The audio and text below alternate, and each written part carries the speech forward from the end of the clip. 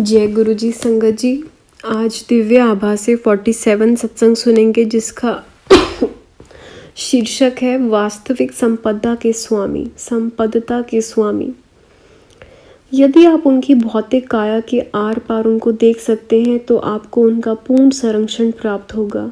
गुरु जी के साथ रहते हुए मेरे लिए यही सबसे मुख्य रहा है। महत्वाकांक्षाओं के मोह माया जाल में फंसे रहने के कारण उनका वास्तविक रूप पहचानना कठिन हो जाता है।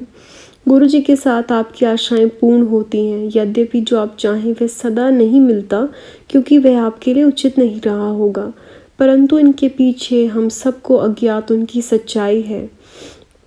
इस मोह माया की अजेय दीवार पर चढ़कर ही आप उनकी उस संपदा का सौंदर्य देख सकते हैं, किंतु यह इतना सहज नहीं है जितना आप सोच रहे होंगे। निश्चित रूप से वह आपको परखेंगे।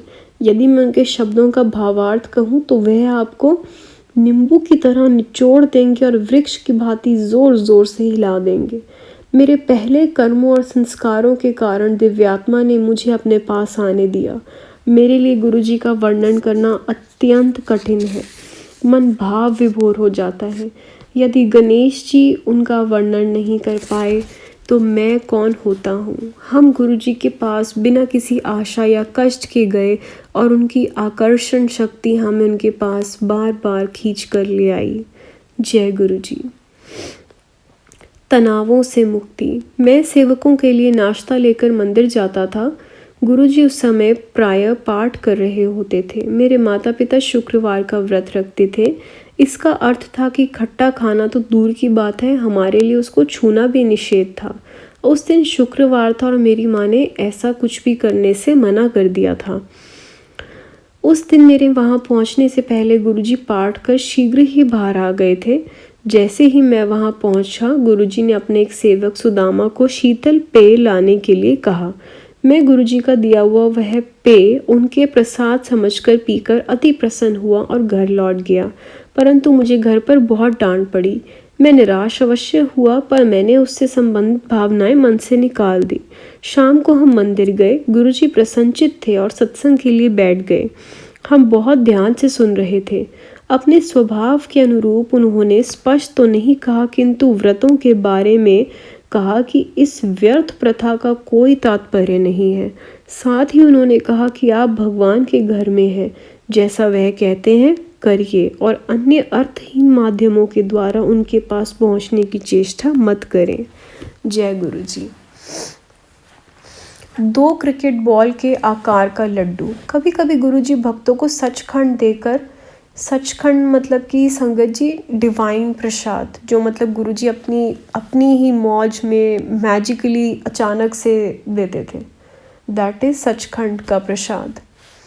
कभी कभी गुरुजी भक्तों को सचखंड देकर उन पर कृपा करते हैं। सचखंड उनका वह प्रसाद है जो चमत्कारी रूप से उनके हाथ से प्रकट होता है।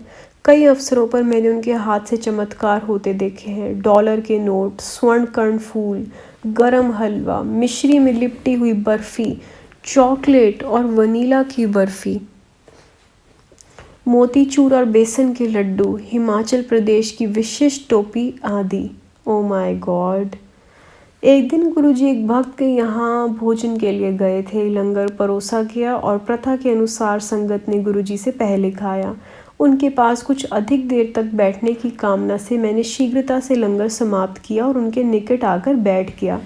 वह सीधे बैठे हुए थे।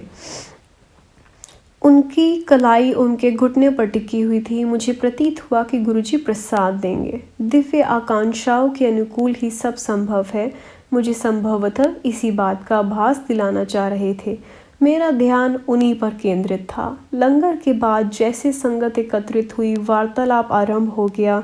मैं गुरुजी की मुट्ठी देख रहा था।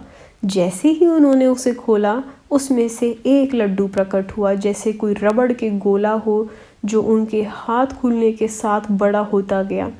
पहले तो कुछ भी असामान्य नहीं लगा, फिर सब कुछ समझ में आया। जैसे जैसे मुट्ठी खुल रही थी, उसका आकार भी बड़ा हो रहा था। मेरे पिता सेना में सेवारत थे और जालंधर में उनका स्थानांतरण हो गया था। हम सामान बंद कर रहे थे। लकड़ी के बक्से, लोहे के बक्से, बोरियां आदि, उन पर नंबर लगाने का कार्य बाकी था और वह सब चारों ओर बिखरे हुए थे।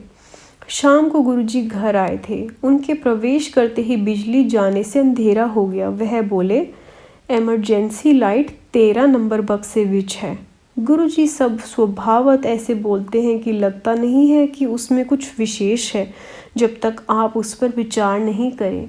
सामान पर नंबर भी नहीं लगे थे। एक कोई सप्ताह में जब पूरा सामान बंद किया और सहायक उन पर नंबर लगा रहा था तो मुझे गुरुजी वाली घटना याद आई।